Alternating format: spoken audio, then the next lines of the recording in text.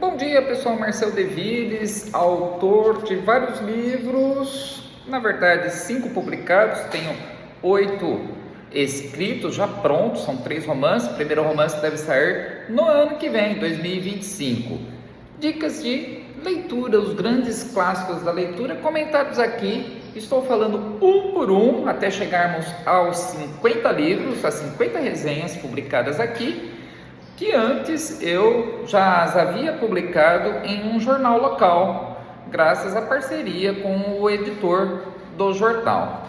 Aí as melhores resenhas foram reunidas aqui e eu publiquei esse livro para orientar a sua leitura, principalmente para quem gosta da leitura clássica, da literatura dos grandes nomes dos autores mundiais, dos 5 continentes. Pessoal, o próximo livro é Contos, de Voltaire, um grande autor, conhecidíssimo na França e no mundo, um anti-herói ou herói, provocativo, e isso pode ser constatado nesse livro de contos.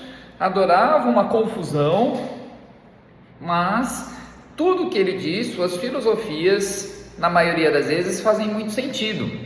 Então é francês, houve um grande funeral no translado do seu corpo. Vocês vão conferir o que eu assinalei aqui nessa resenha, que é um pouco longa, mas eu vou fazer um resumo.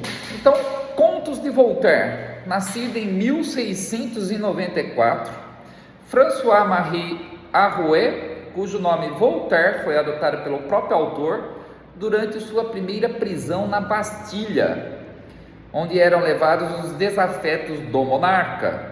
Recebeu herança para investir em literatura, que era sua vocação.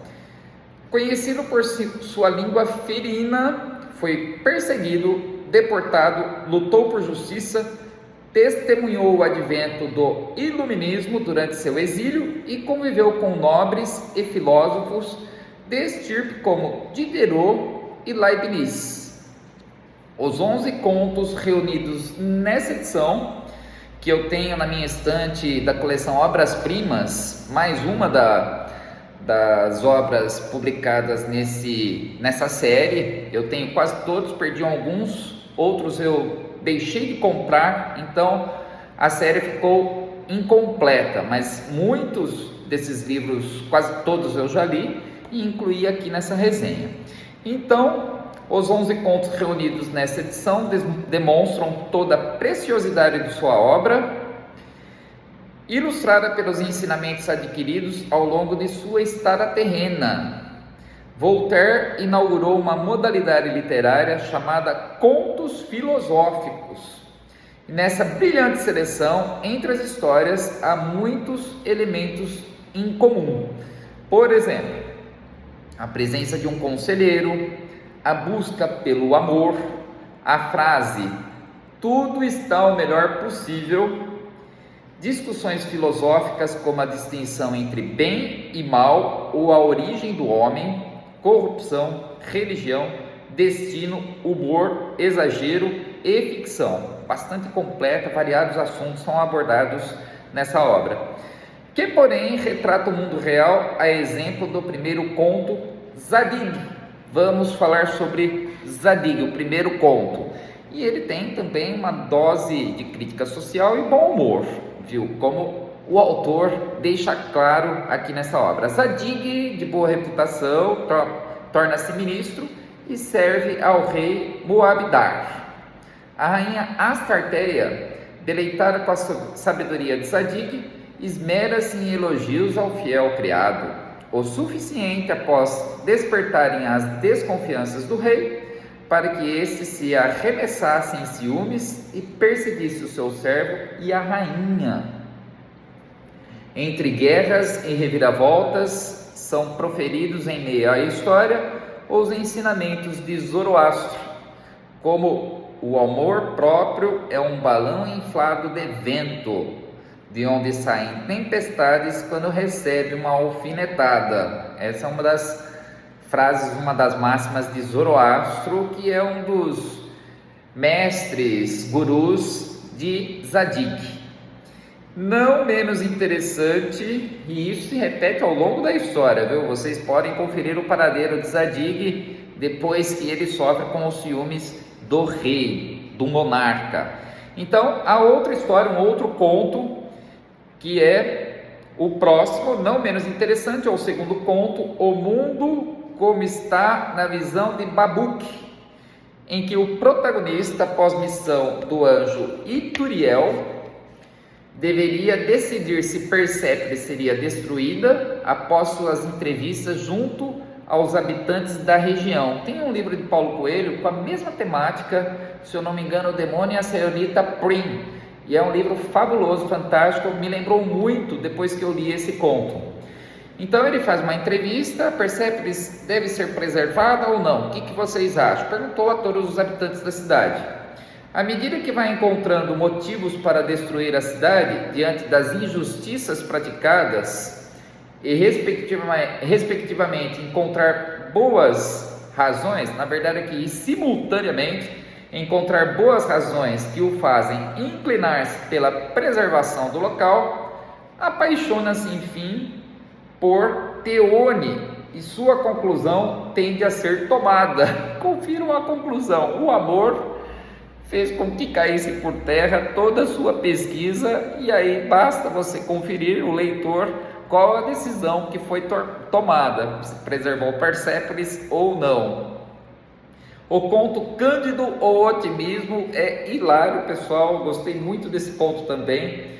Então revela o amor de Cândido, sobrinho do barão, por Cunegundes, é isso mesmo, Cunegundes, que depois de descobertos aos beijos, é expulso do castelo e tomam assim destinos diferentes. Cândido percorre então o mundo em busca de sua enamorada, acompanhado das lições de seu preceptor, senhor Pangloss, que mais uma vez o mestre, o guru, aparece na história.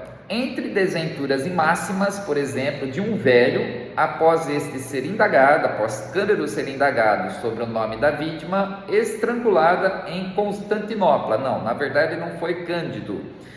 Havia uma vítima que foi estrangulada, indagaram, abordaram o tema, e aí qual a conclusão? Presumo que, entre aspas, aqui em geral, aqueles que se metem em negócios públicos acabam miseravelmente. Pessoal, fantástica essa máxima, hein? Século XVII, hein? Séculos depois, essa máxima persiste.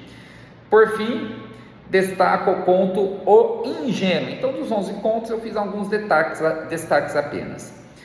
O ingênuo, um estrangeiro hurão que aporta em terras desconhecidas por ele, discorda em viver conforme doutrina local, expressando o seu amor sem fim por Saint-Yves, sendo submetido simultaneamente a maus bocados, o que ele deve sacrificar por um amor. Enfim, trata-se aqui de um diamante a ser lapidado pela leitora a cada página, em que Voltaire, cultuado por seu povo, após incomodar demais, mesmo depois de morto, ao negarem uma sepultura cristã, por se recusar ao catolicismo durante seu adoecimento e tendo por isso seu corpo levado como se estivesse vivo para ser enterrado em Salier. Apenas 12 anos depois foi trasladado a Paris acompanhado de 700 mil pessoas. Então vejam só como ele arrumou mais uma de suas confusões até na morte. Ele se recusou à unção dos enfermos, a um sacramento da Igreja Católica, e aí recebeu a pena de ser excluído, não teve uma sepultura digna. Só que 12 anos depois ele foi trasladado para Paris como herói. 700 mil pessoas naquela época, pensem vocês, né? Hoje em dia nem se imagina num sepultamento acompanhado por 700 mil pessoas. Então, Voltaire tornou-se um símbolo de justiça e da literatura, deixando um alerta. A conclusão, pessoal da resenha: cuide de seu jardim. Bacana, né? Leiam esses contos que são ensinamentos incríveis. Voltaire que disse: posso não concordar com o que você diz, mas sou totalmente a favor de expressar a sua opinião, que você expresse a sua opinião. Voltaire, Contos de Voltaire, 11ª resenha do livro Dicas de Leitura Clássicos. Até a próxima, pessoal. Curta, compartilhe, mande para os seus amigos que gostam de literatura clássica. Estaremos juntos nas próximas resenhas. Até lá!